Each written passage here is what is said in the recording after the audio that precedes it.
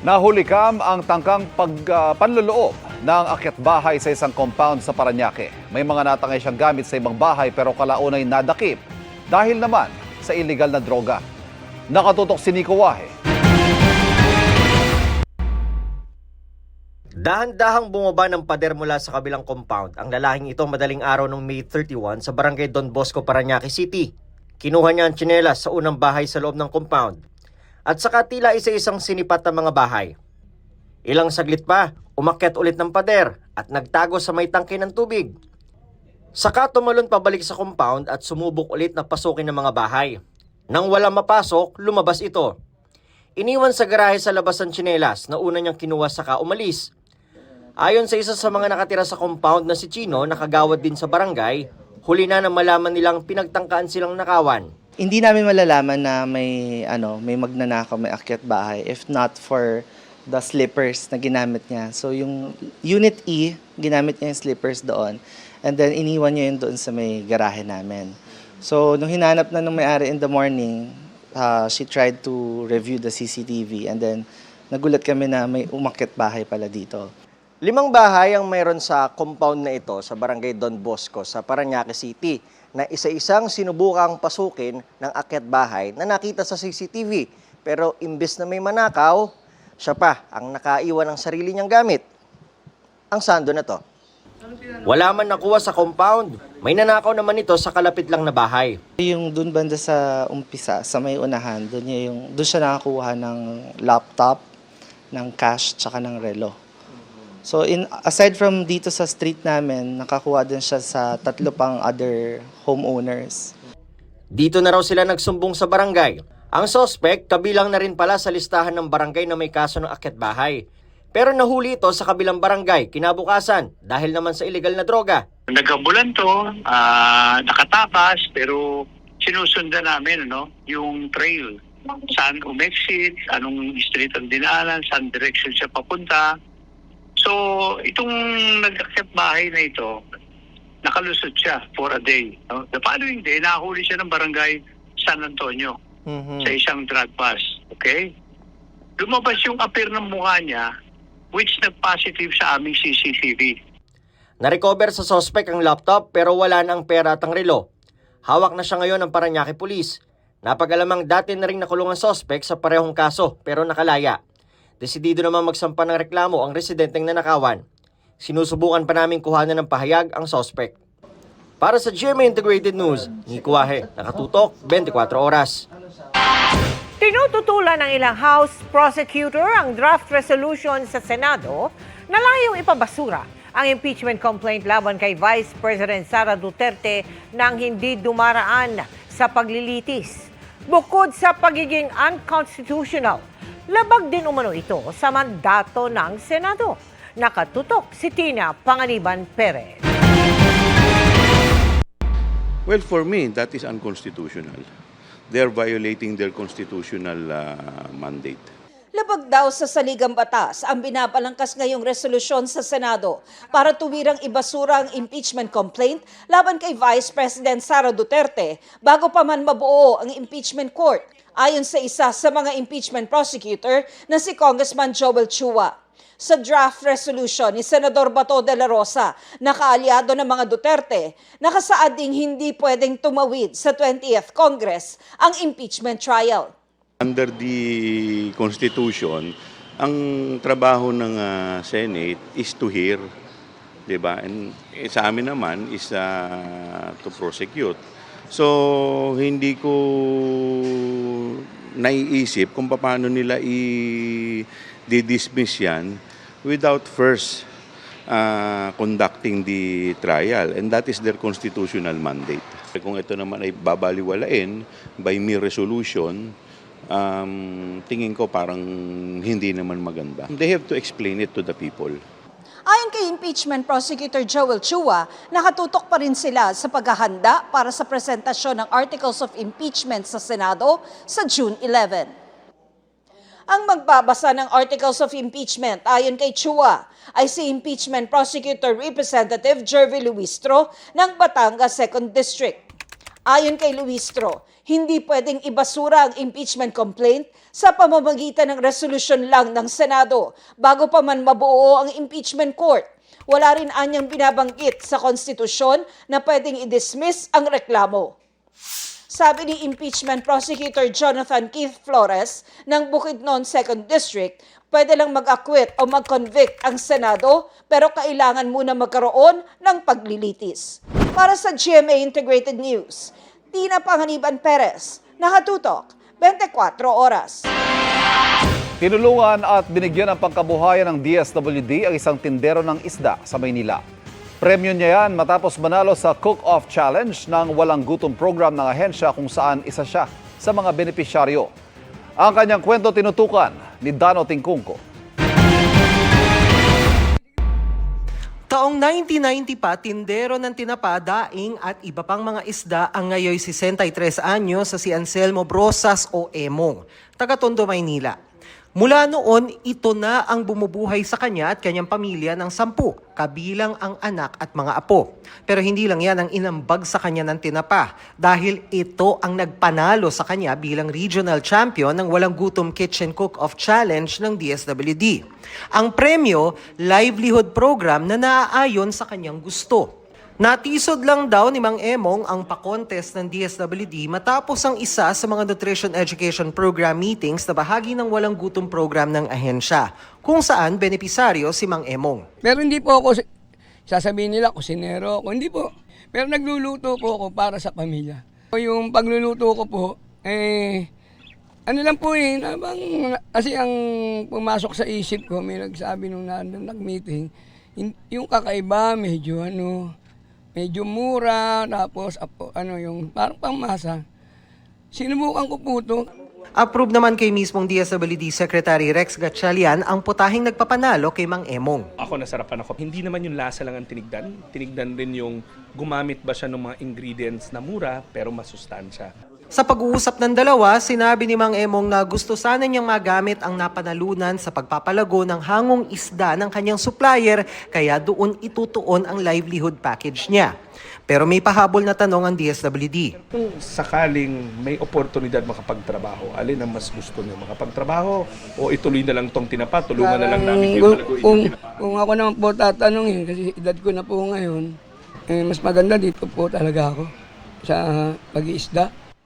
Dahil mas gusto ni Mang Emong na ipagpatuloy ang pagtitinda ng isda, ang anak niya ang tutulungan ng DSWD sa trabaho at skills training sa TESDA. Malaking bagay po kasi sa amin ngayon yung sa food stamp dahil yun nga po, kada buwan po merong ganitong nagaganap na programa. Kaya malaking tulong po sa amin. Lalo na po ako, nakikiyano lang po ako sa taga. Siya ang tulungan namin magkatrabaho.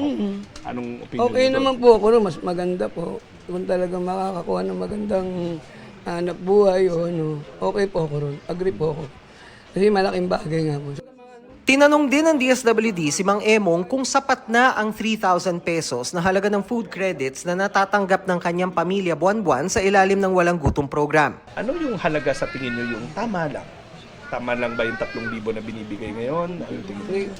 Hindi, kung sa totoo lang po, kung ako po talaga medyo dagdagan po ng konti. Ano nga yung dagdag? Yun nga, sa akin naman po, 3,500? hindi ko po masabi. Importante po kasi sa akin yung sa bigas po. Siyempre, importante po yun. Tapos, secondary na lang po yung mga manok, mga isda. Bakit secondary? Di ba tinuruan ko Opo, kayo na hindi. importante ang protein Kasi po lalo na sa natitipid ko naman po sila. Kasi kung magiging 5,000, di mas magaling. tingin nyo sa ganun talagang... Medyo okay, may mababalasin na po. Mababudget na po. Isa yan sa pinaaral sa amin ng ating Pangulo kasi kung matatandaan nyo, ang layunin ng ating Pangulo sa programa na to, mawakasan ng kagutuman at ang instruction niya siguraduhin na epektibo yung programa. So para maging epektibo yung programa, pinag-aaralan natin itong mga enhancement at isa sa nakikita nating enhancement ay maaari pinag-aaralan natin na tignan natin yung amount na binibigay kasi malalaki yung size ng pamilya.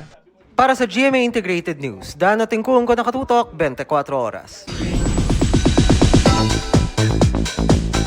Look Looking forward si David Licauco na muling makatrabaho ang ka-love team na si Barbie Forteza sa pagbabalik niya soon para sa isang series. Pero sa ngayon, abala muna ang Team Barda sa kanilang advocacy para sa mga bata. Makichika kay Aubrey Carampel.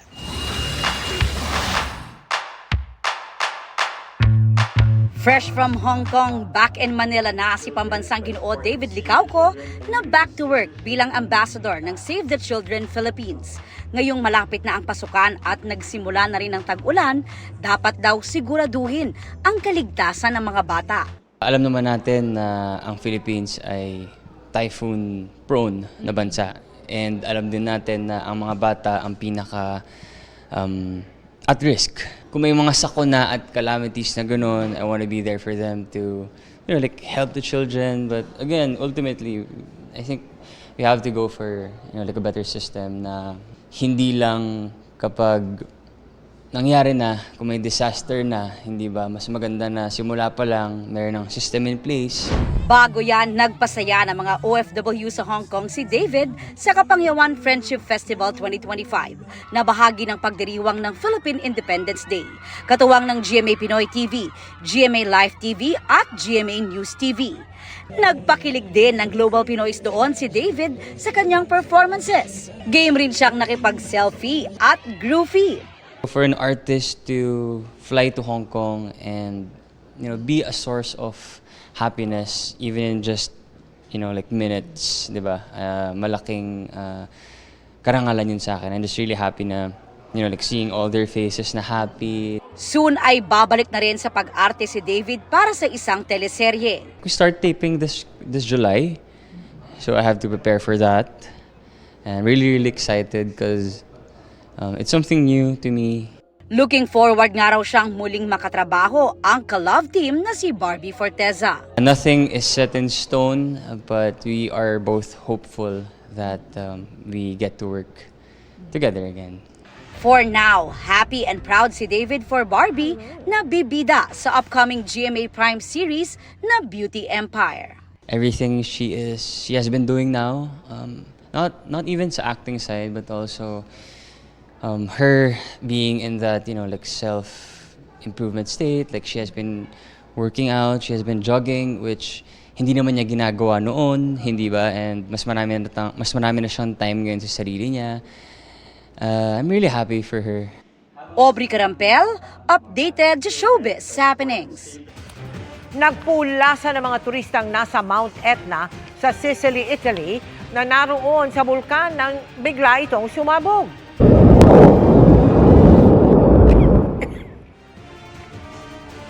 Nagmamadaling tumakbo ang mga turistang yan para makalayo sa makapal at maitim na usok mula sa bulkan.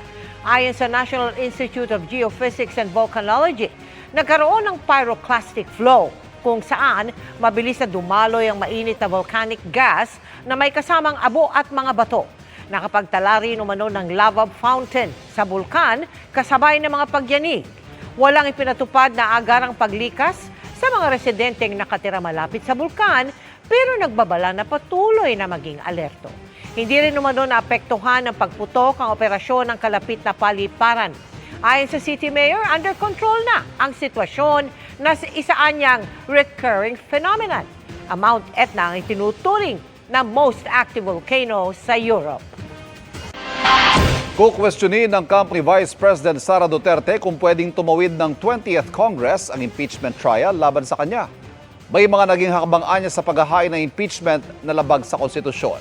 Nakatutok si Ian Cruz. Kay Vice President Sara Duterte na mismo nanggaling. Pinag-aaralan na ng kanyang mga abogado ang pagkwestiyon kung pwede bang ipagpatuloy sa 20th Congress ang kanyang impeachment trial na nagsimula sa 19th Congress. Kina-question din namin yan, yung pag-crossover from the 19th to the 20th Congress. Sinabi yan ng Vice Presidente sa pagharap niya sa mga taga-suporta sa The Hague, Netherlands, kung saan nakadetain ngayon ang kanyang amang si dating Pangulong Rodrigo Duterte na naharap sa reklamong crimes against humanity sa International Criminal Court pero nang usisain siya sa detalye ng kanilang strategiya. Yung lawyers ko na lang magsalita, ma'am, kasi papagalitan na naman ako nila. Papagalitan na naman ako noon, ma'am, ng mga lawyers ko. So, tanong natin yung lawyers. Sabi pa ng bise, Ang pagkakaintindi ko ay madaming procedural lapses na nangyari na labag sa Constitution. nasa The Hague si VP Sara dahil naipangako niya sa ama na babalik sila ng inaroon para magdiwang ng kanyang kaarawan. Nagpapasalamat din daw sila sa ICC dahil napagbigyan ng hiling nila na madagdagan ng araw ng pagdalaw sa dating Pangulo. Inapprove nila yung request namin na madagdagan sana yung mga araw na pwedeng magbisita kay dating Pangulong Rodrigo Duterte. So, papasalamat kami doon. Tinanong din ng bise sa reaksyon niya sa pagkakatalaga kay General Nicolas Torre III bilang bagong PNP chief.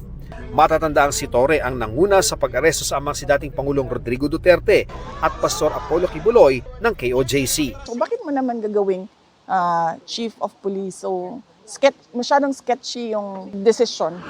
Sinusubukan pa namin kunin ang panig ni Torre. Ngayong araw inaasahang magbabalik Pilipinas ang bise. Para sa GMA Integrated News, Ian Cruz, nakatutok 24 oras. Mga kapuso, wala pong bagyo pero matinding pagbaha ulit ang naranasan sa ilang bahagi ng Mindanao.